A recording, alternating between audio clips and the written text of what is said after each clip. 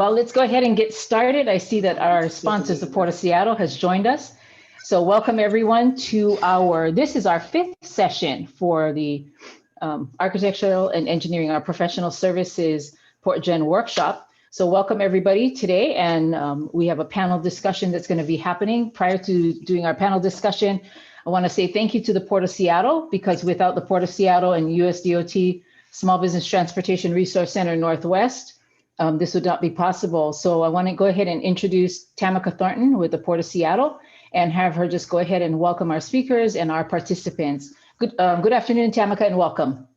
Good afternoon, everyone. Again, thank you so much, Tanya, Lily, Jessica, Daryl, and Marnie, the whole team. It's really been a joint effort.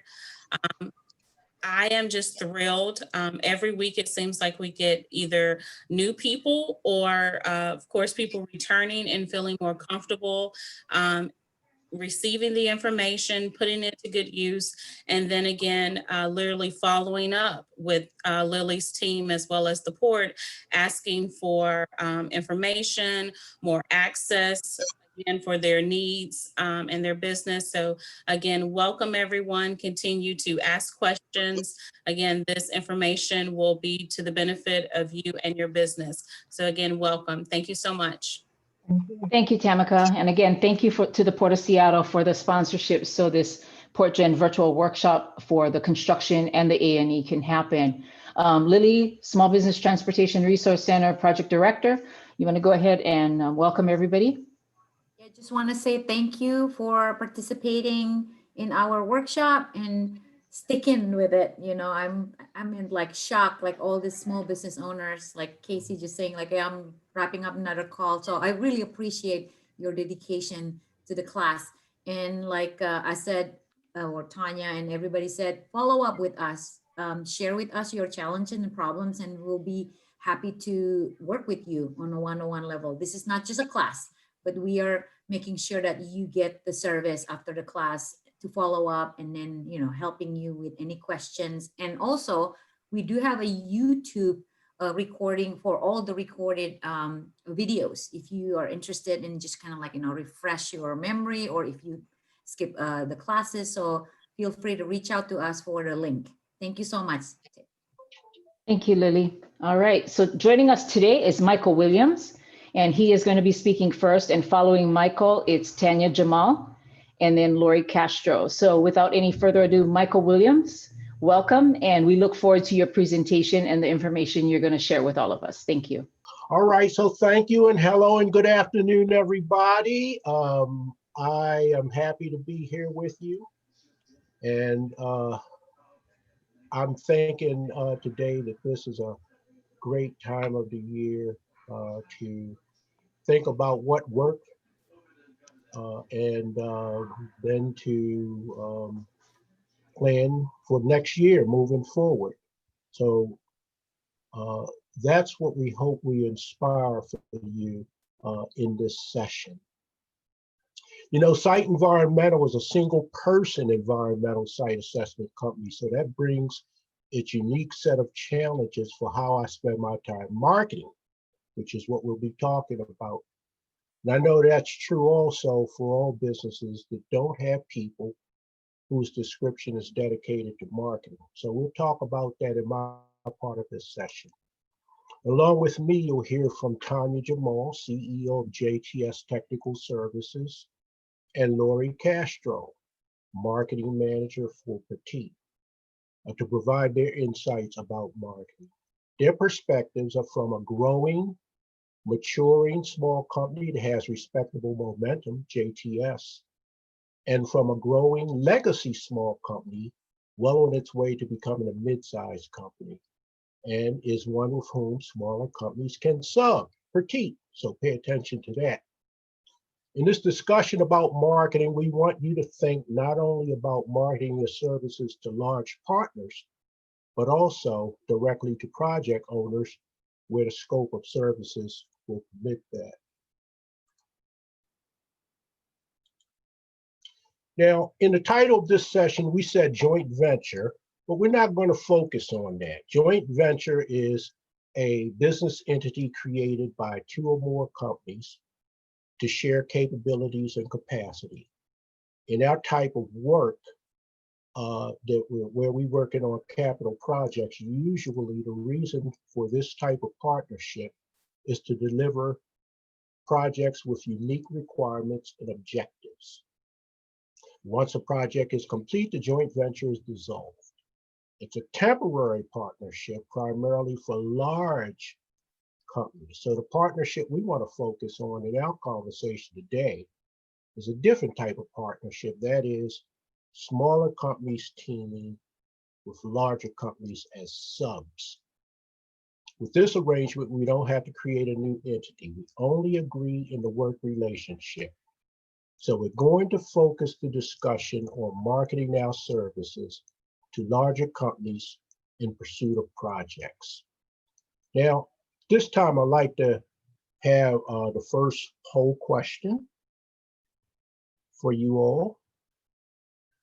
Maybe we only need about 20 seconds for everybody to answer the poll question.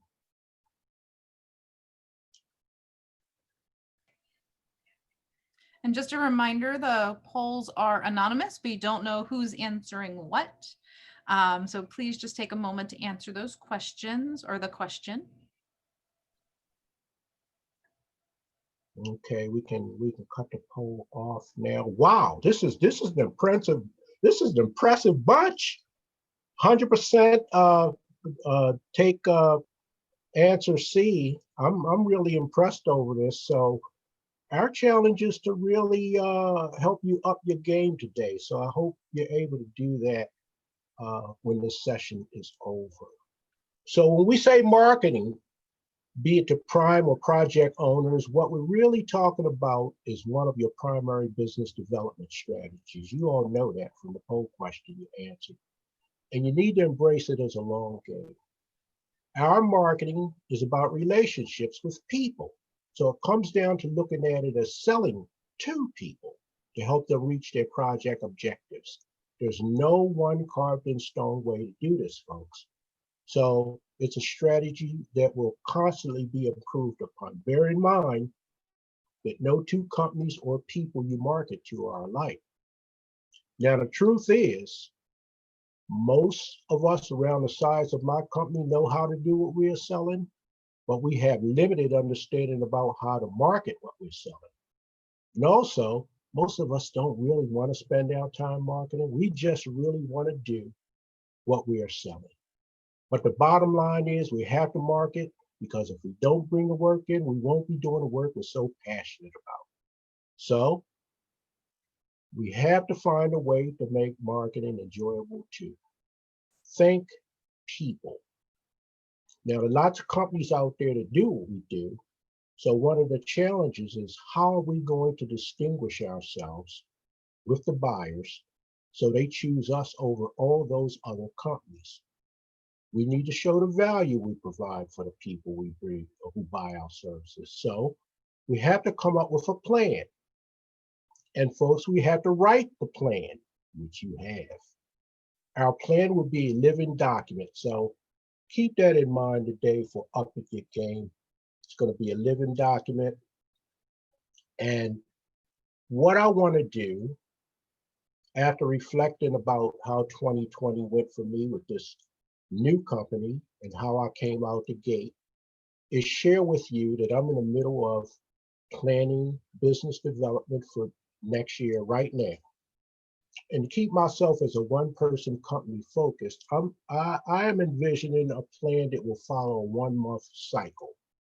Looking at it this way will give me space to schedule marketing in, along with all the other things I'll be busy with, running the company and providing the service. Now, I should tell you that I've decided to focus most of my time on federal government contracting. I want to tell you about my plan, believing that some of it could work for you. So the plan will include refining my market research, meeting the buyers, attending open houses, responding to sources sought in pre-solicitation. This is unique to the federal space. Responding to RFQs and RFPs, and finally attending conferences. So I'll briefly describe each part, starting with market research. Now, you know that any useful plan must be built from data. The kind of data I am gathering is about who is buying my service. That would include a lot of companies or agencies, so I've decided to narrow the primary list down to the top 5 based on the top buyers and their location. Now, that doesn't mean that I won't consider others in the long list, just that I'm time constrained for where I focus most of my time. I also need to understand all the ways they buy, such as contract vehicles. The government has so many ways to do this for my service. Meeting the buyers. Once I know who these are, the next thing I want to do is meet all or most of the people in the procurement chain, such as small business specialists, the contracting officers, the contract officers' technical representatives, project managers, and other stakeholders. Now, armed with all this data I've gathered, including some personal, I should now be able to have an informed conversation with all these players. Most of what I intend to do in the early meetings is ask a lot of questions to gather more information, such as forecasts or even what their values are. Now, the point of the relationship building is understanding what the needs are of all in the procurement chain. Consider that these people have objectives to meet, and they want to meet their objectives with a minimum amount of risk. I want to point out, once you sign on to do the work for a client, stay within the scope of what you agreed to. Don't overcommit. I once ruined a very good partnering relationship because I tried to be all things to the client and failed at a key task. Attending open houses.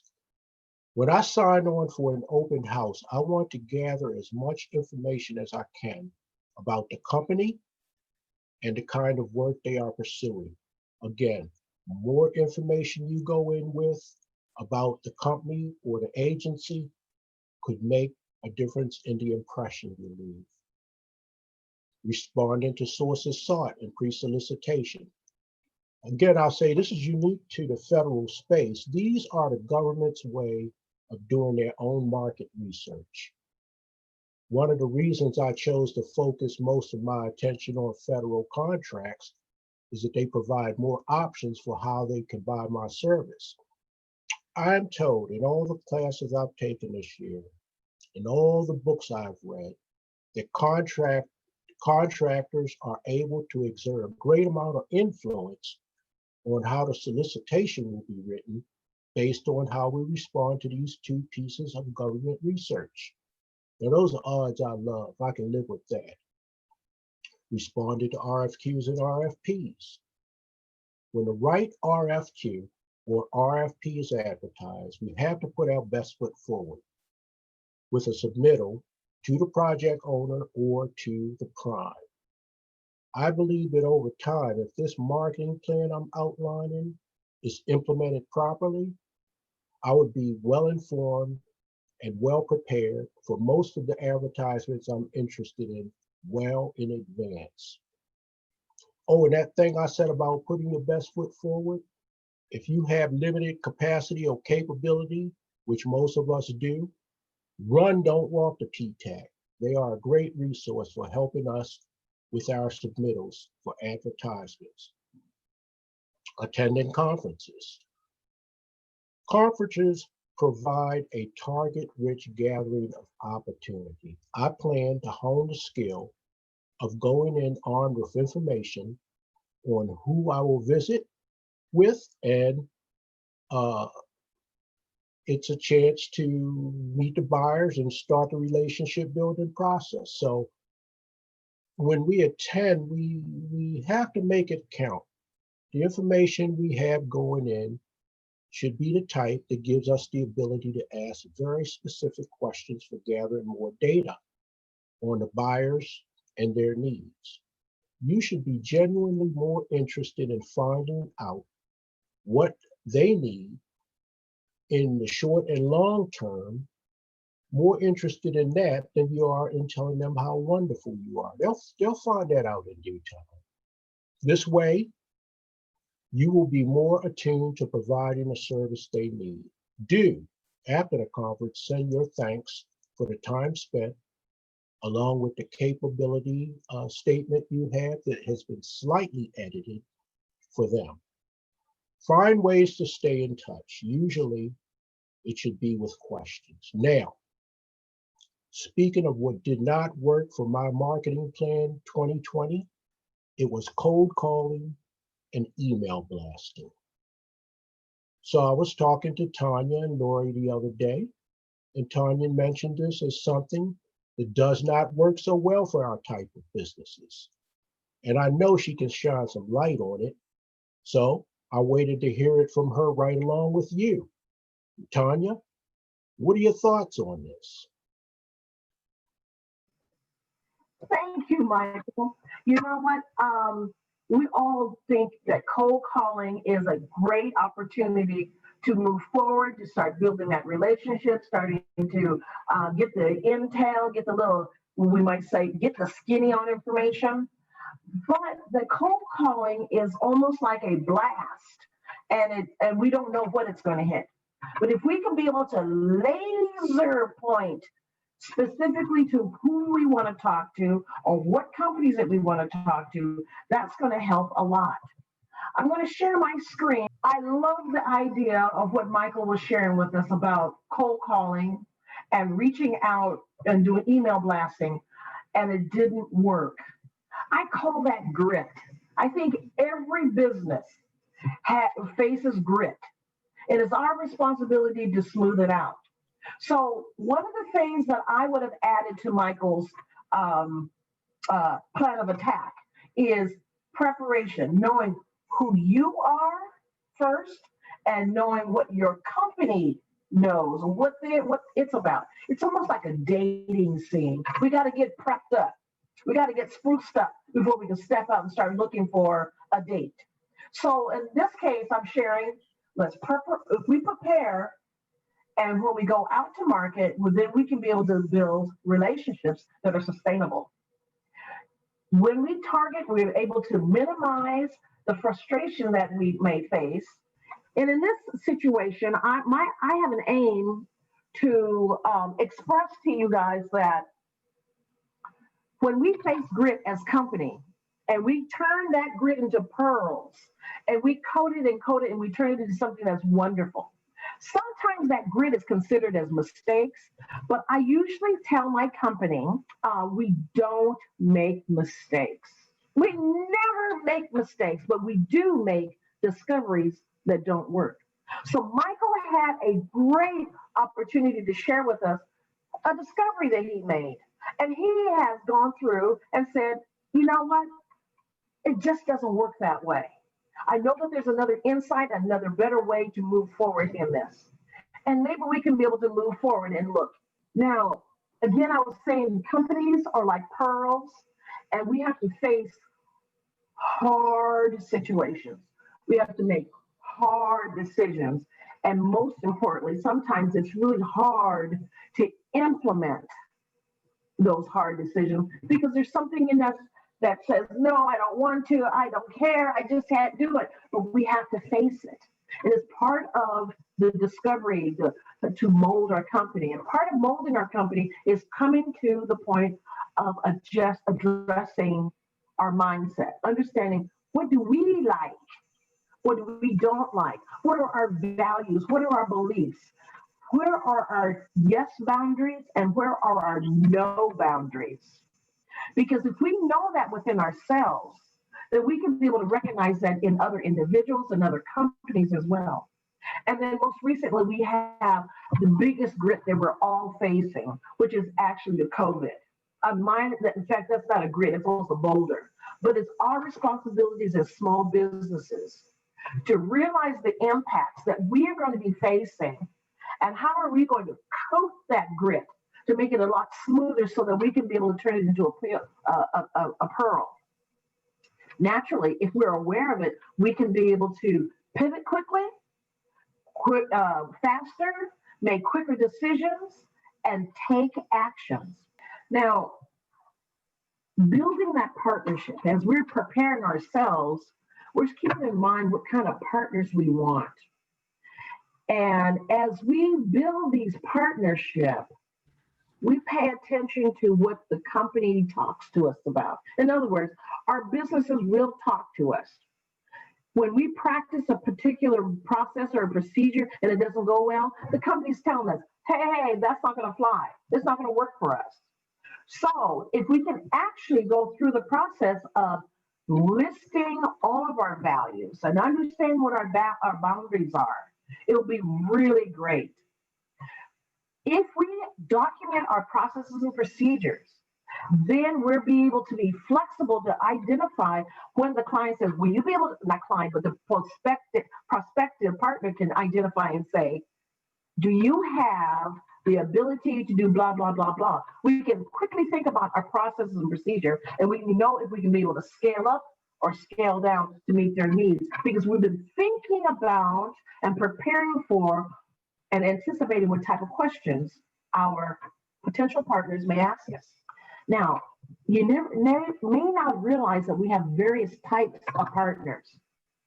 Of course, we have the contractual partners that will bring us the revenues. We like that. But we also have partnerships in mentorships, business development, memberships where we become volunteers on committees or subcommittees, and also within the organization. But my favorite all-time partnership is the advocate. The advocate is not your competitor.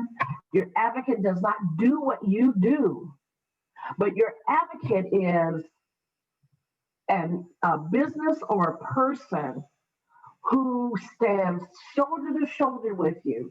They are proud of you. They can stand on the highest mountain and brag on you. You know, our obvious advocate is our mothers. I lost mine 2 years ago. So my mother was one of my biggest advocates. She would not do anything to harm me or to compete with me or to trick me. But you know what? Who else is our advocate? Lily.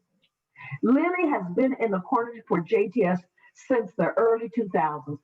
Thank you, Lily. She's an advocate. She believes in small business. She believes in the individual. She is truly a partner, because one of your advocates, just one, will know somebody who knows somebody who knows somebody who can go back and tell you something about an opportunity, so that you can be able to have an actual hand-led direction to have a chance to sit down and talk with someone, because your advocate was right there for you. I try to maintain about 15 advocates.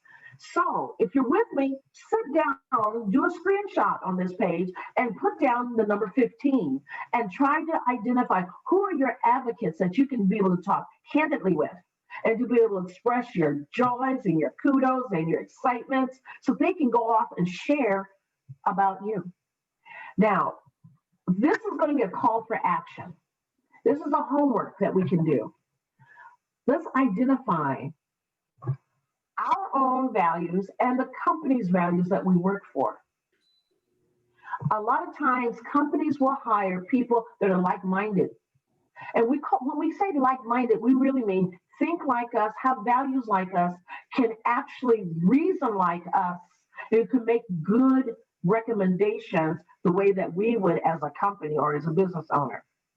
So let's say, bottom line, shared values make good decision capabilities. When you hit that sweet spot of sharing values, you start to become a trusted partner. You can be able to collaborate more. You can be able to share various challenges and help identify troubles. So this is a call for action. List your list your values and start creating questions from your values, so that when you have that one-on-one talk, you're pulling information out. Figure out if this is the right partner that you want to go into partnership with. Here's another call for action. This one is, sit down and look at your revenue. Is 80% of the money that you make coming from repeat clients and 20% coming from your first timers? That is a sweet spot, that 80-20 rule. 80% of your work comes from the repeat clients. Now, it's all based on that relationship building, because that repeat client knows you've been able to perform that work. That repeat client knows that they can trust you.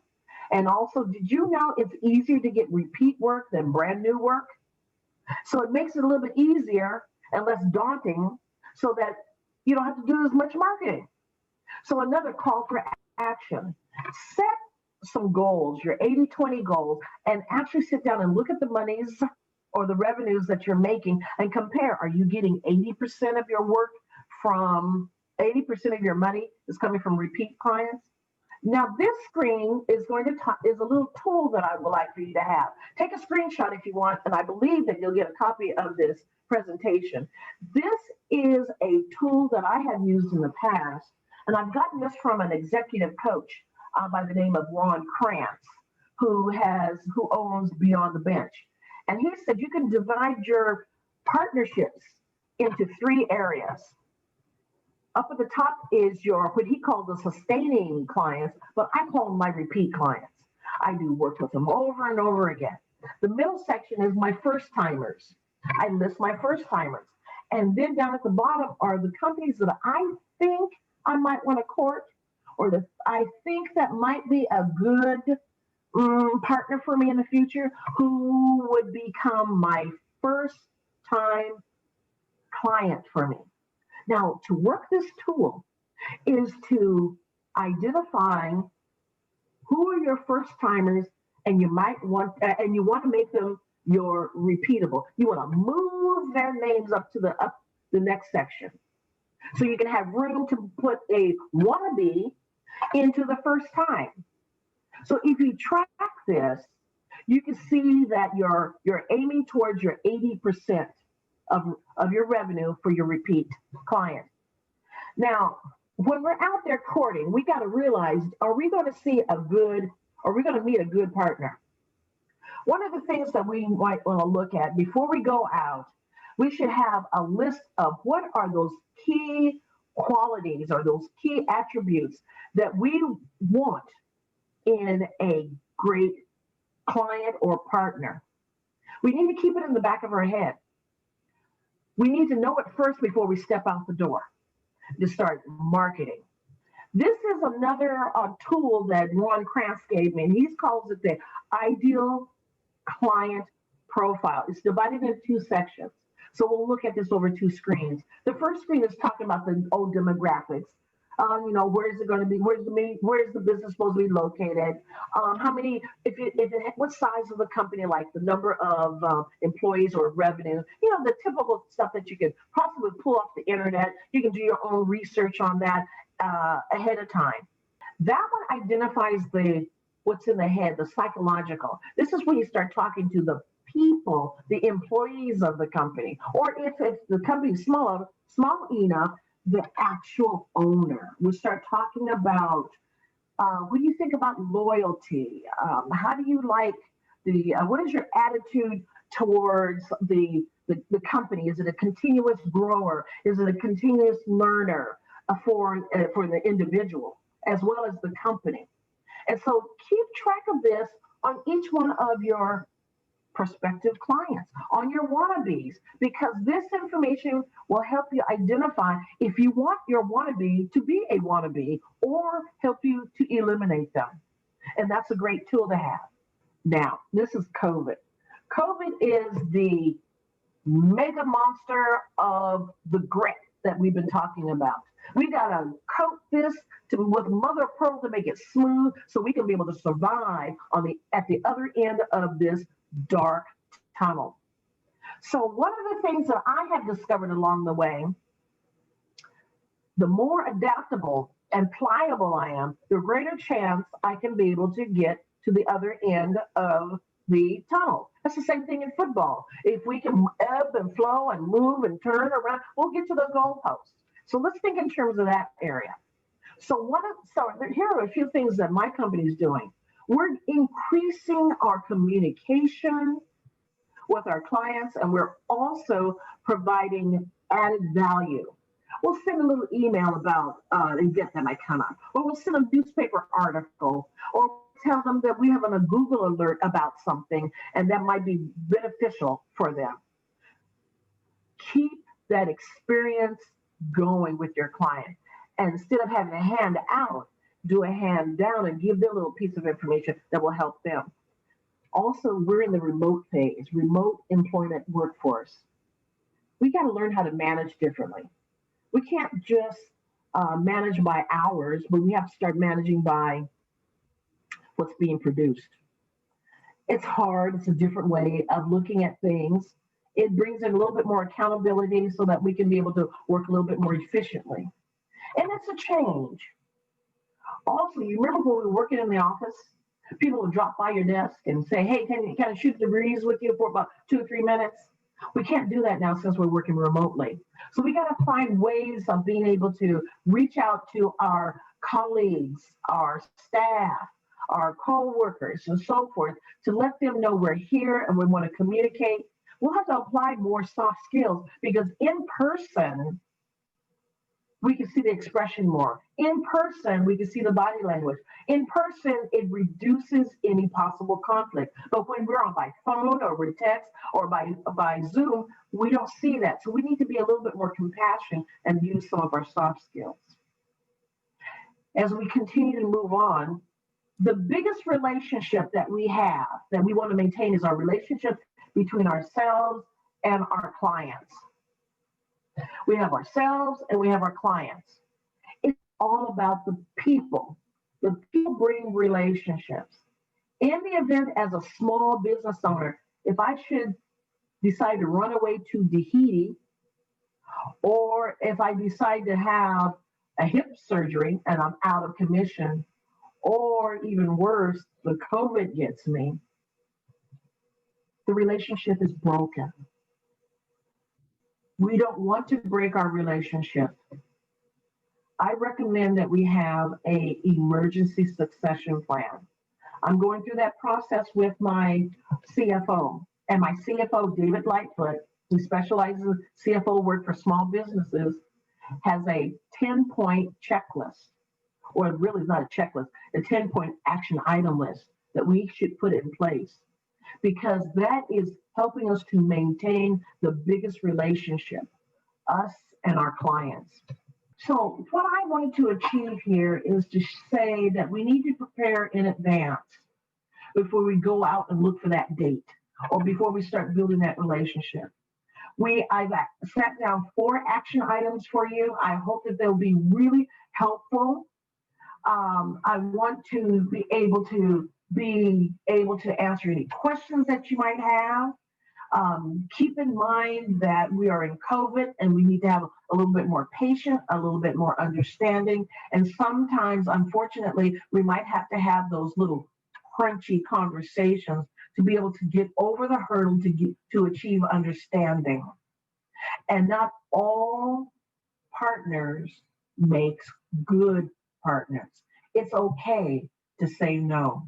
I want to say thank you. I'm Tanya Jimale. I own a 27-year-old business. Can you believe it? And I believe right now, as we speak, I have a staff of over 30. And we're consultants, and we specialize in construction management and project controls. We work on public agencies' construction jobs. In other words, the infrastructure. It's the foundation that keeps our economy flowing and our buildings in operation. And I'm proud to be the mother hen of a staff of 30 and more. I want to say again, thank you, PortGen, for allowing me to come and share with you. Now, with my information of how to position and prepare yourself, now you're ready to go out and start creating and implementing your marketing strategy. And Lori has some really good insights. And Lori, can you take it away? Thank you. Thank you, Tanya. That was incredible information. What I do want to start with just a little bit about me. My name is Lori Castro. I am a marketing manager at Perteet, and we also work with primarily public agency clients. We focus on transportation infrastructure projects in Washington State. We are a mid-sized firm, so we do prime most of our projects, but we are also a subconsultant on projects as well. So I want to start by just talking about a marketing and business development plan and how they are so interconnected. A business and marketing, business development and marketing plan can't exist on its own. It has to be linked to a strategic plan and a business plan.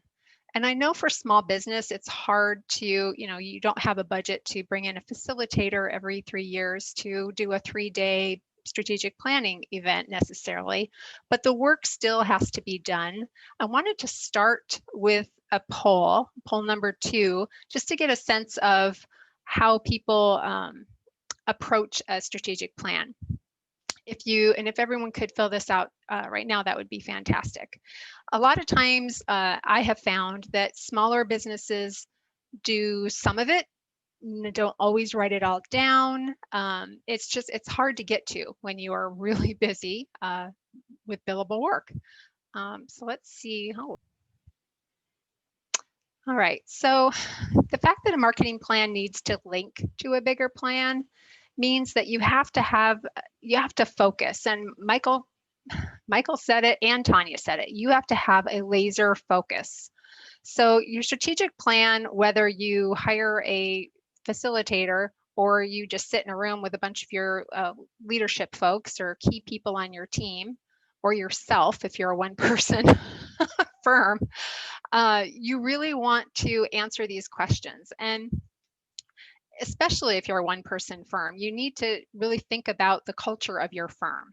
Are you friendly? Do you also focus on philanthropy? Are you really kind of a high-end niche firm that's just going to target private clients? All of those questions are really going to help you decide what kind of marketing you can do. So your mission, vision, values, usually those basic pieces are done when you start your business, right? You at least have an initial business plan, who you are as a firm, what business you're in, how your rates compare. Are you the most expensive, the least expensive, who you sell to, when you're most profitable. And Tanya said it best, no one likes to fire a client, so to speak, but it's really important to know who you might not want to team with or which clients you may not want to work for, especially if you're a small firm, who your targets are going to be. And I know time-wise, even our company, the size that it is, we have a lot of resources and we rate our clients, they're A, B's, and C's, and it's really not about how important they are. It's just about how much time you have to spend and where you should help prioritize your time. And that's really important, I think, to do, especially if you're a smaller business. Who you compete against, that landscape is ever changing between mergers and acquisitions and just people moving around. And I think COVID has made that especially true. You have to keep track of where people are and keep that information written down. It also will tell you if you need to focus on recruitment, if you have enough teaming members, if maybe a merger acquisition is in your future. But you do need to have those long-term goals. In our firm, we have tiers of goals, kind of goals that are really achievable. Then we have another level or things we'd like to focus on in the next 5 years. And we also have that way out there ideas. Maybe it's a technology, maybe it's a person that would be great to have, just to have them on paper, so you can look back and see the history there of what you were thinking. And most importantly, you have to at all times really know what your value is, because I'm sure you all know, there are a lot of highly qualified people out there. When I think it was last year, we lost a big proposal, by 0.7 points. And that was as close, a lot of times they're close, but that was as close as I had seen it. It's, it's painful, but it's really important. Everyone is qualified. Everyone can do the work. What is it that's going to set you apart to help you win? And just as importantly, how do you communicate that? So if you don't have a formal marketing plan, or you don't have a formal business plan or a strategic plan, at least make sure you have these pieces in place. You need to really go through a SWOT analysis. And I do have some resources at the end here that will help you find a template that can walk you through that. But really going through the work, and we do SWOT analysis all the time. Honestly, if there's something we just aren't quite sure how to identify our value, it's really important to think through, okay, what are our internal strengths and weaknesses? And what are the external pressures? What are those opportunities and threats that are influencing whatever it is we're looking at? That way you can understand how to leverage, those opportunities, and how to leverage your strengths to take advantage of those opportunities. And it's really a good way to just stop, take a breath, and make sure you're on the right track. It's important too, as technology is changing. We keep hearing about, automatic cars, all these things that are coming into our future, and how are we going to respond to those things? It's interesting because our strategic planning, with the last one we did include a pandemic in our scenario plan. Interesting to note, you can't really guess everything about a pandemic until it is. But I'm happy to say that one of the reasons we went to SharePoint and Teams and all online had to do with, what if there was a major earthquake? Where are our systems backed up? How would we communicate if we were working at home? So we were able to literally all work at home the very next day, which is fantastic. And, credit to some folks internally that really saw that opportunity to take advantage of that. But those are things you need to look at. Ransomware. I mean, if you work for public agency clients, you know that there are many cities, agencies throughout the United States that have been hit with ransomware, and some have paid a high price for it and have had a difficult time rebuilding their files. So that's really important as well. That market analysis, and a lot of that is very similar to the template Tanya was showing. It's really taking a good look at any one market. Who are those clients? How mature is that market? Where are they going? And understanding thoroughly where that is, so you know how to respond and how to market, and when to stop and make sure you need to look for something else. Sometimes markets die, or they at least level off, and you have to look for some other business to fill in the rest of your portfolio. If you do have a strategic plan 3 to 5 years, every year it needs to be updated. Like, what is the next year going to bring? And not just strategy. I think the most important thing is to make it implementable, have something that has, you always have revenue goals, but how are you going to get them, and what time frame are you going to get them? I was at a conference a couple months ago, and, I don't know if this happens to you, but every year I have my 1-year plan, and it feels like August comes and then it's suddenly Christmas. And I'm really I didn't quite get everything done I wanted to. And they were talking about writing quarterly plans, which I am going to try to do. I think it's a fantastic idea to just have goals by quarter. And then you can just panic on month 3 and roll over what you didn't get done. But I feel like I'm gonna get more done that way. So that's my big, I guess, New Year's resolution. I'm gonna try quarterly planning. But it's a great idea. The point is, you need to have tactics. They need to be timely. You all know what smart goals are. They need to be something that is achievable. And this is my biggest advice. If you don't have a strategic plan or a marketing plan or a business plan, just start it. Start the process. Start the steps. Don't get overwhelmed by those words. Just go through the process of these things. And I know many people who have a lot of these things, they don't really write them down. They're like, I know what I want to do. I've thought through all these things. Write it down. It's really helpful. The next time you want to do it, for one, you can take a look. And we've learned a lot looking backwards at all this information of what we were thinking 5 years ago, how the economy has changed, how our focus has changed. You know, in our industry, a lot of it is following the money. You know, you might have diverse client base, but maybe all your funding sources are from the same place. So, you know, we are very susceptible to, you know, changes in federal budgets and state budgets, and most people are. So you have to keep an eye on those things to make sure that everything is balanced and that you are diversified. So what, you know, why is all this important and why does it matter? Well, you have limited time and you have limited budget, and there are literally endless ways to market yourself. And whether you're small or big, you don't want to waste time or money, right? So just as an example, and this list below, it's certainly not exhaustive. It's just I grabbed some ideas of various marketing tactics that people use.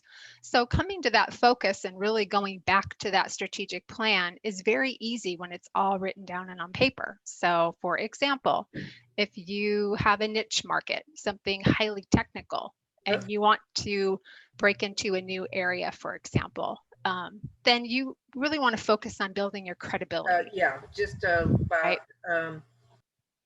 And you want to really focus. It doesn't mean you don't do these other things. It doesn't mean you don't attend association meetings or do a client survey that year or give presents at Christmas. It just means that you want to really focus your efforts on building credibility. So that means branding. That's important. Your messaging, how you're speaking about yourself.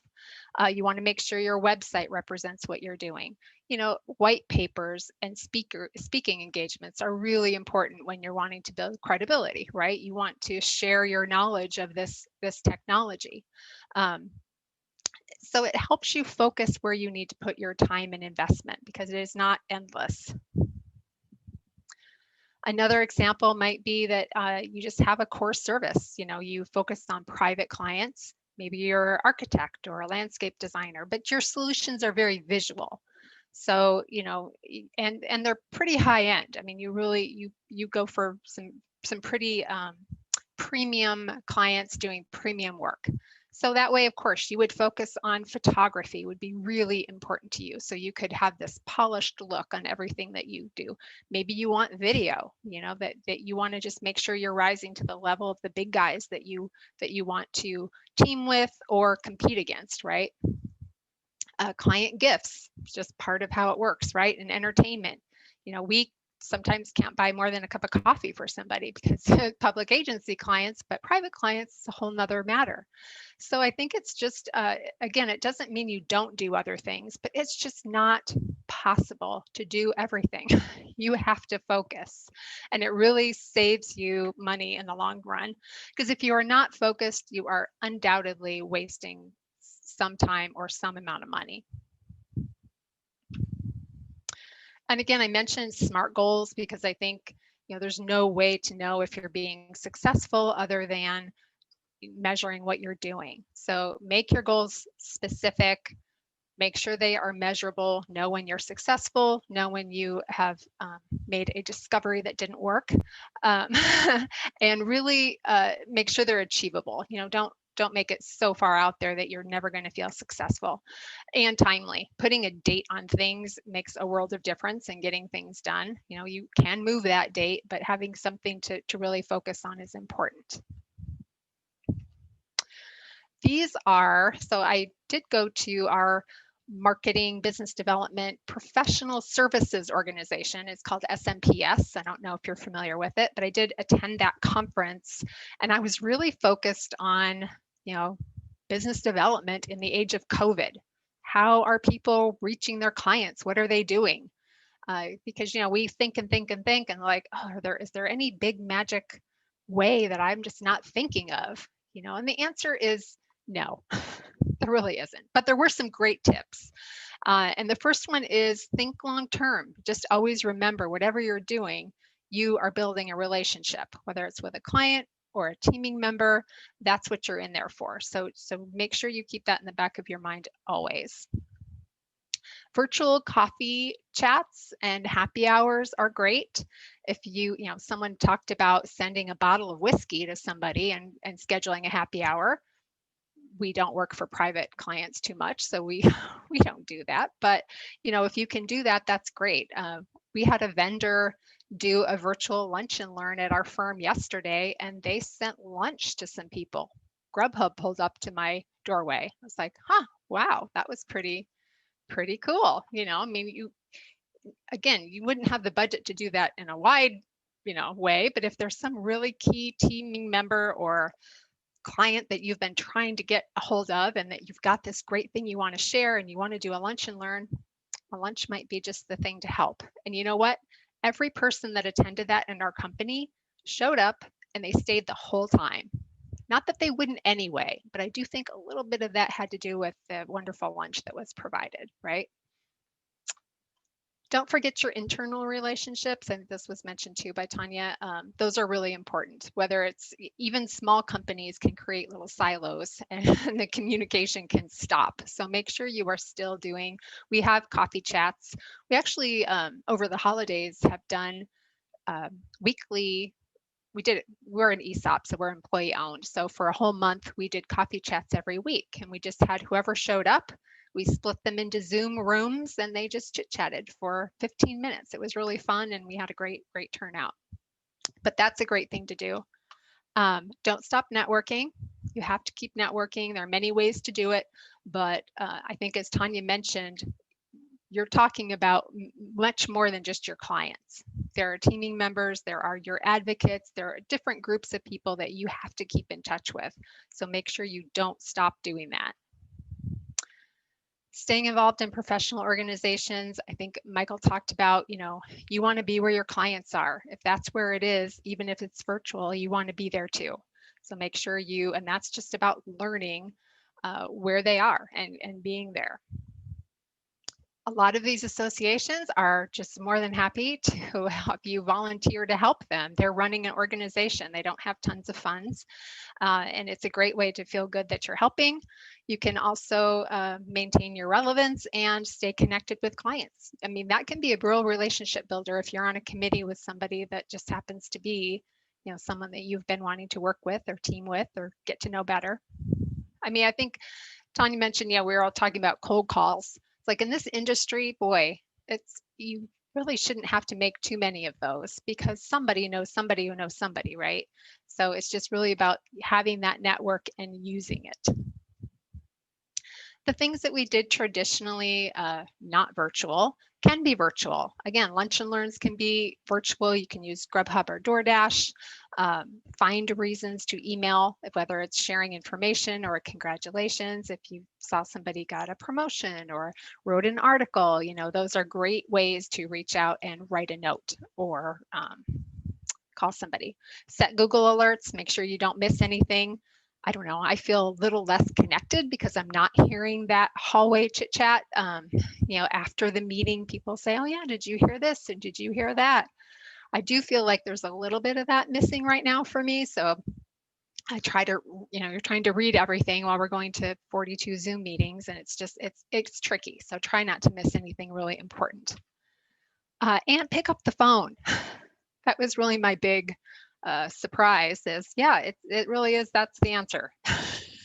You're just gonna have to pick up the phone and call people. There's nothing miraculous about it.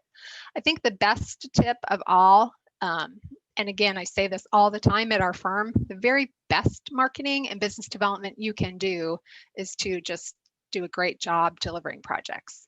You're with the client, you're showing them what you can do. There is no better project delivery, advertisement really, that you are fantastic other than just being fantastic. So I think that is really good not to forget. I also wanted to share, since we are a prime a lot, I wanted to find out what it took to be the sub-consultant of choice, and not just our choice, but the client's choice. That's one of the first things we find out about our client is when we're putting our team together. Who do you like to work with? Who have you been working with? Who do you know? Who have you been successful with? So I got this information from our project managers, from our contracts person, our HR person, and our accounting staff. So hopefully they'll be helpful. First one is no surprises. Communication is the most important thing. That is really the first thing that every single person said. Communicate, communicate, communicate. And they're reflected in some of these other tips as well. Meeting deadlines. One of the project managers said, you know, if our subconsultant misses a deadline, it's the same thing as me missing a deadline. Now it makes us look bad and affects our reputation, which is really not good. Especially, you know, we work in the Puget Sound area mostly, public agency clients. That list is not thousands of people. It's a short list. We've had these clients for 30 years, and you know, hurting a relationship can be very damaging. So we pick our subconsultants carefully. Our contracts and accounting folks really stressed understanding the contract. And I know Michael mentioned, you know, don't do things outside of the scope. It's really about understanding what the billing terms are, what the invoicing structure is.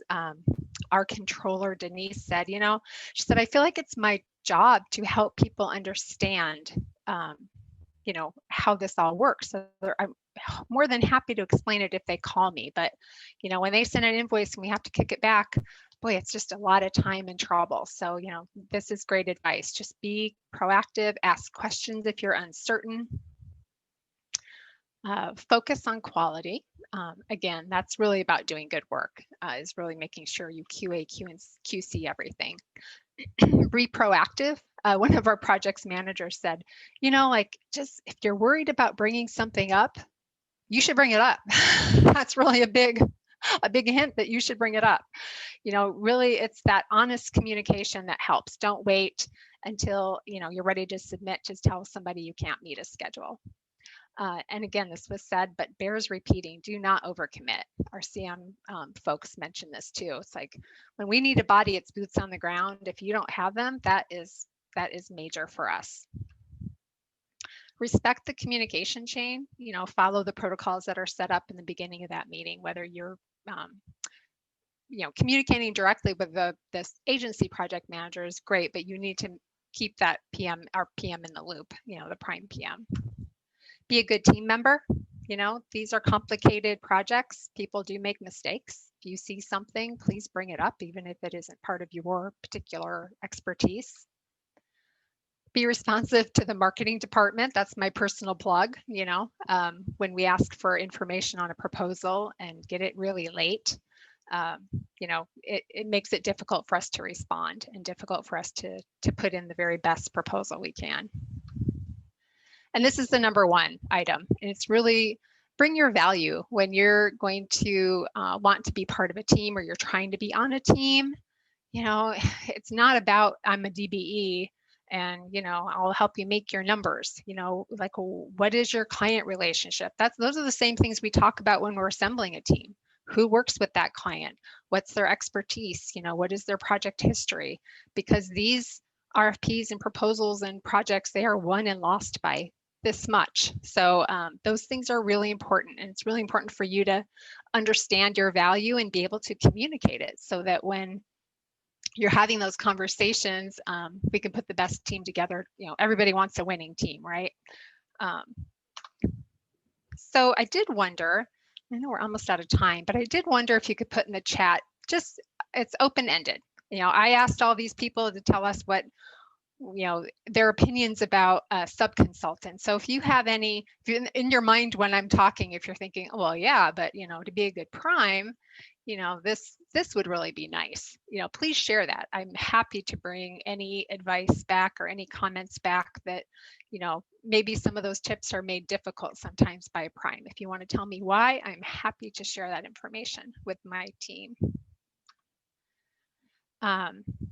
And then I think Michael's just going to say a few closing words, and I really thank you for your time. I think this was really valuable, and I hope it was helpful. Please contact me or Michael or Tanya if you have any questions at all. Michael, it's all yours. Yeah, Lori, I just wanted to kind of highlight what some of the main takeaways might be from what the three of us jointly have said. And I took a few notes here, and one of the biggest things I saw in all this, just for you all to kind of wrap up and go away and think through all this, is this whole thing about planning your work and working your plan.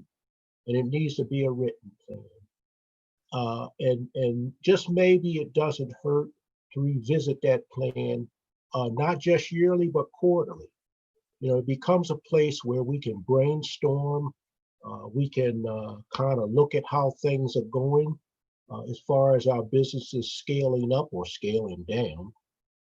Revisit our plans. Those plans will be insightful for us. In real time, we can make improvements and scale our companies up. I think there's a lot of value in that. Make sure it's a doable plan. We're talking a lot about plans here. Make sure it's a doable plan. One of the other things is that, remember, we're selling to people.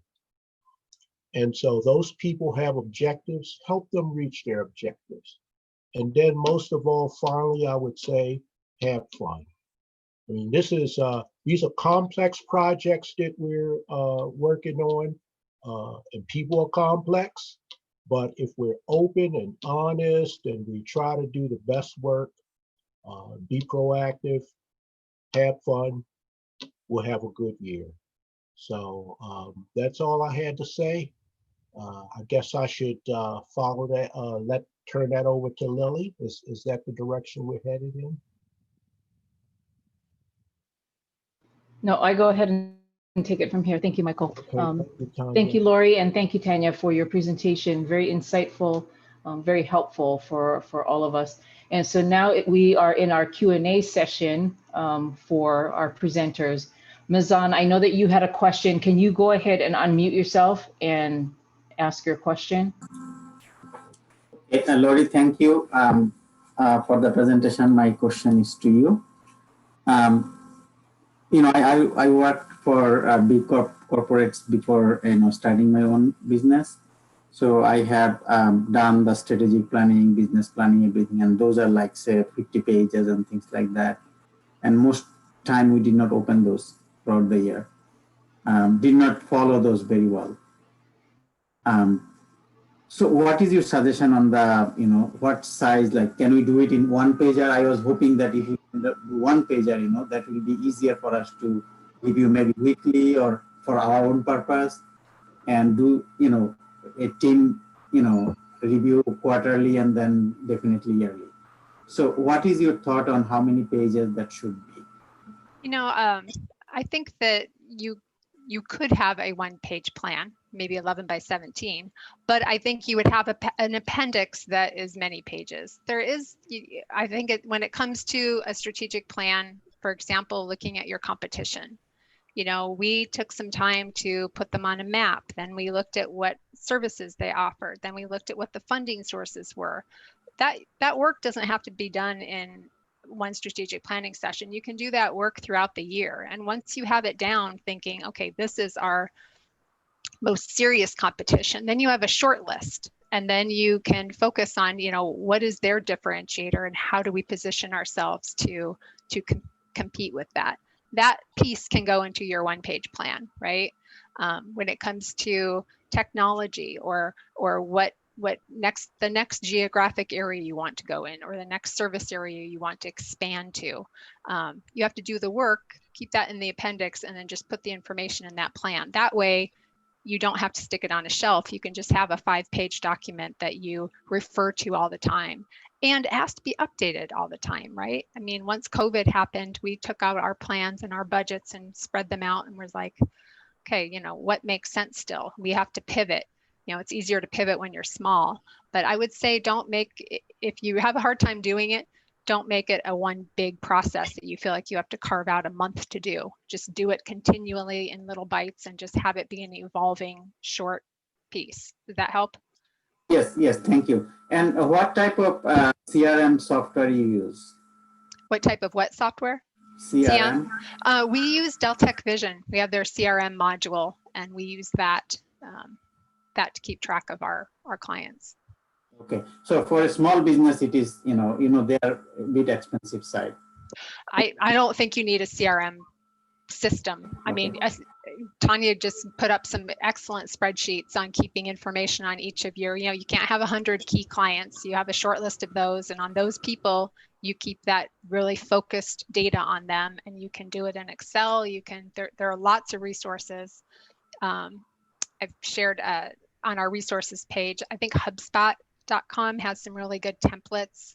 The SMPS has great templates. There are a lot of templates available to help. I don't think you need a CRM system. You just need to be organized. And I don't know if you use OneNote. We use OneNote quite a bit for keeping data on clients. It helps quite a bit to help organize that. It takes a lot of information, right? When you're chasing a project and it finally comes out, we chase ours way in advance. So when we're done, we're like, oh my gosh, it's almost overwhelming when it comes out and you have all this information. What do you do with it, right? So I think just find a way to be organized and keep it there, but you don't need a fancy CRM system to do that. Thank you.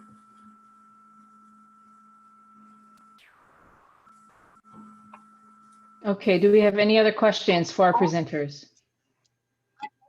I'd Go like ahead, to add a Tanya. little bit more. When it comes to implementing your business plan, your strategic plan, your marketing plan, I know it's overwhelming. So one of the things that we try to do at my company is have some metrics, identify some key numbers that we're going to try to aim for, like how many times did the client call you? How many times the client asked you to join a team? How many times have you submitted on a proposal? How many times have you gone out and had one-on-ones? Those are manageable from day to day or maybe from week to week, as opposed to looking at your huge plan. Break your plan apart and create some measurables that you can be able to achieve within a week or within a month. That might help also.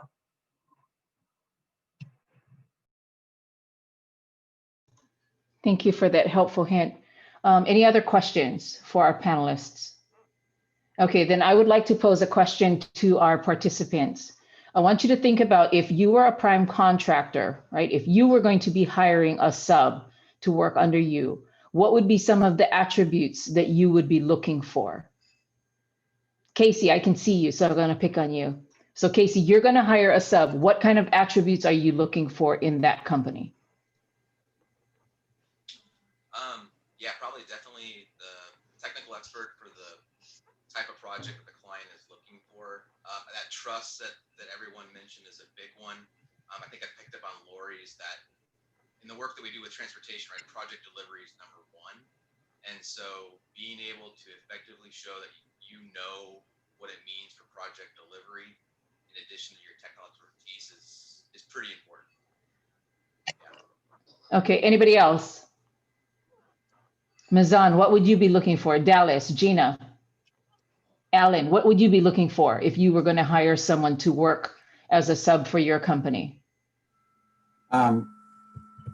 This is Mizan. I look for, the capability. They have to have the capability to do the work. And number two is the reliability, that they have to provide the service in a reliable manner, and quality. Okay, quality, be able to provide the service, expertise. Yeah, Okay, Gina, I see your comment that you 95% sub, but what if you were going to step into a prime's position? What would you be looking for in a subcontractor? That's the question that I have.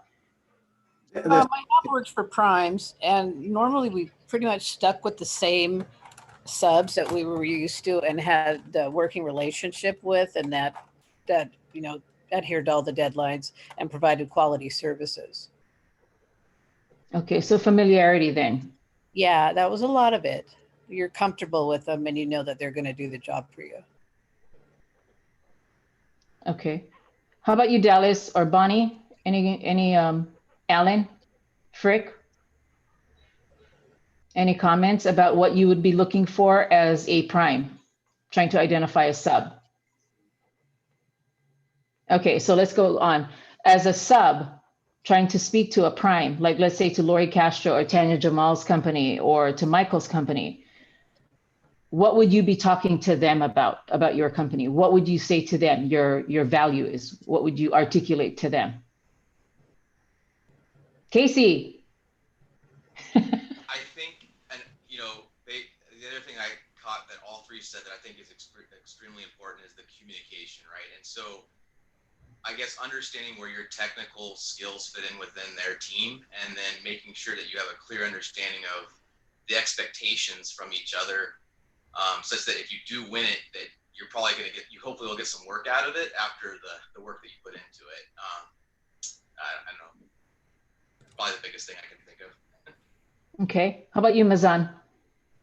What would be your talking points? Like, let's say you were trying to contract with Tanya. Yeah, the talking points will be, you know, typically I go for the opportunities or the things that I feel comfortable that I bring some value to the table.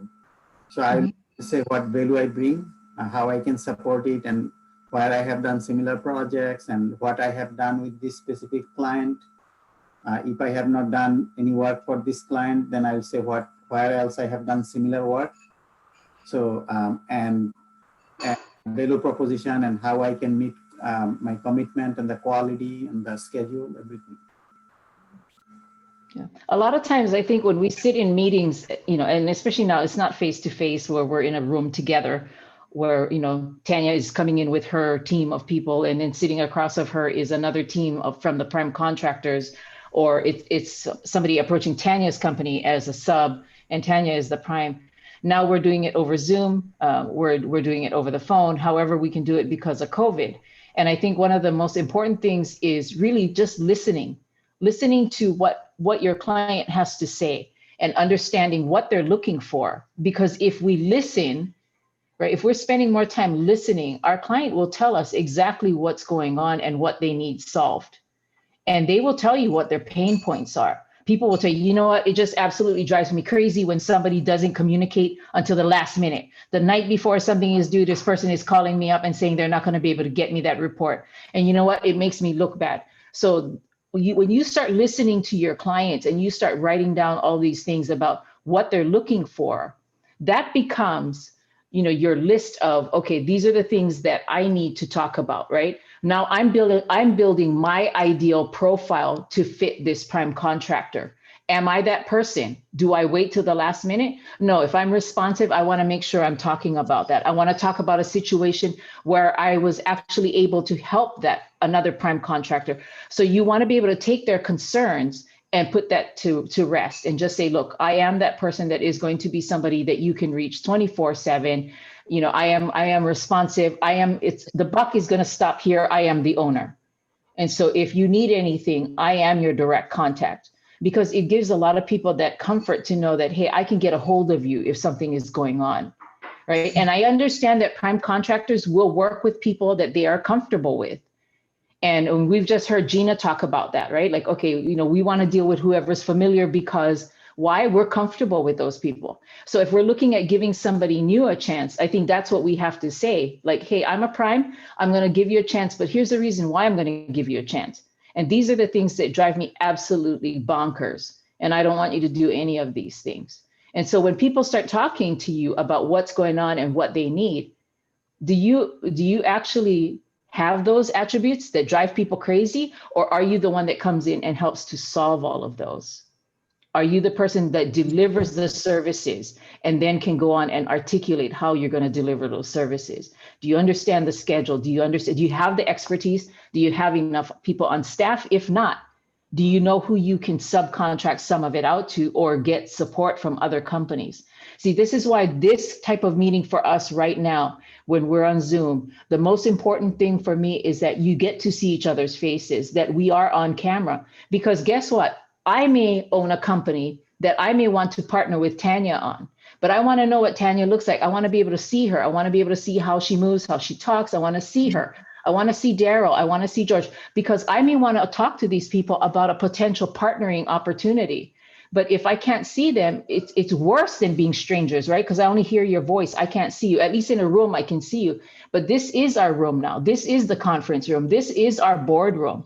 So if you're uncomfortable being on camera, please start getting on slowly. Even if you just come on for 10 minutes and then you're shy and you get off. If you keep doing it every single day, you will become more and more comfortable, because this is the new boardroom. This is our new normal. Go ahead, Tanya. I know you want to say something. You are telling the truth. You are preaching.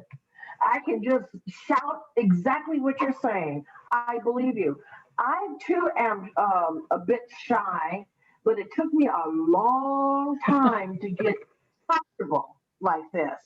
The new thing that happened to me just this last week, my church is closed, but we still have church online. And I was asked to do a reading, but I had to use my cell phone, and it was an odd feeling because I was talking to people. I'm in this room, but I had to record it and send it to someone. I would have never done anything like that. In fact, I still kind of feel kind of eerie about it. But you know, another little tool that might be helpful for you guys, I understand that you can get a dedicated private YouTube channel for yourself. Record yourself and then play it back and watch yourself. Pretend that you're going to give a presentation. Nobody will see it because it's private. And then delete it if you want to. And just kind of practice it and let it come natural. I got to the point where I can make fun of myself and not feel embarrassed. But it can happen. Yes. Good tips. Thank you so much. We've got comments that are coming up in our chat. Tamika from the port says staffing and support is critical. And that is true. Tamika, did you want to chime in and talk about that, where you've seen that happen, or, feel free to chime in. And Gina says that she credits this is cute. Gina, thank you. She credits the pandemic for getting her over her video shyness. And she says glass half full. Yes, well, Tanya, of course, I can always talk. I try to not talk at these workshops because I could go on, but everything you said, definitely home run for Tanya Jimale. Yes, it is a little eerie that we now have to record ourselves or send a video on. I, for the longest, did not actually like my speaking voice. So I actually took a speaking class, and part of the homework assignment years ago was to record yourself. Literally record yourself, talk to the wall, talk to the dog. Again, do whatever you needed to do to get comfortable just speaking off the cuffs, or just in general, whether you're on video, in person, whatever. And it does work. I will tell people that it definitely works. And my comment of staffing and support is critical. And the reason I say that is because throughout the last 15 years, whenever a small business, not necessarily a minority or woman-owned or DBE, but just a small business, has had an issue and we've had to sit in a conference room and go over what happened, is usually staffing. If you cannot staff a project, you know that when you're going out for the bid. You know that when someone calls you. Be upfront. It is better to be upfront and tell the prime, tell the agency, the owner, whomever, look, I can do the work, but I don't have 4 critical staff personnel. I only have 1 accountant, I have an office manager, and I have a runner.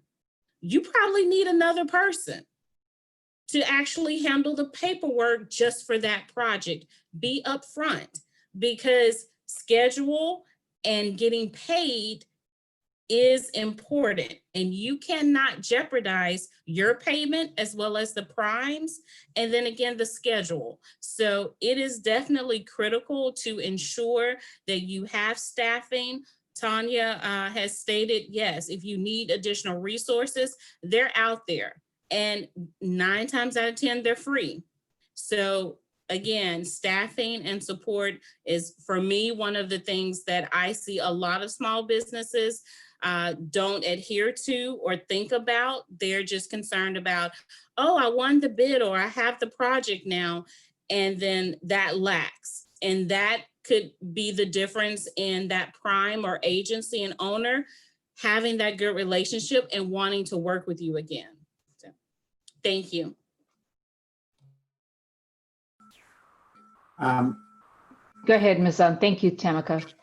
Yeah, just to Tamika, I understand the problem from a owner's perspective, but from a small business perspective, the owner can cancel a project anytime.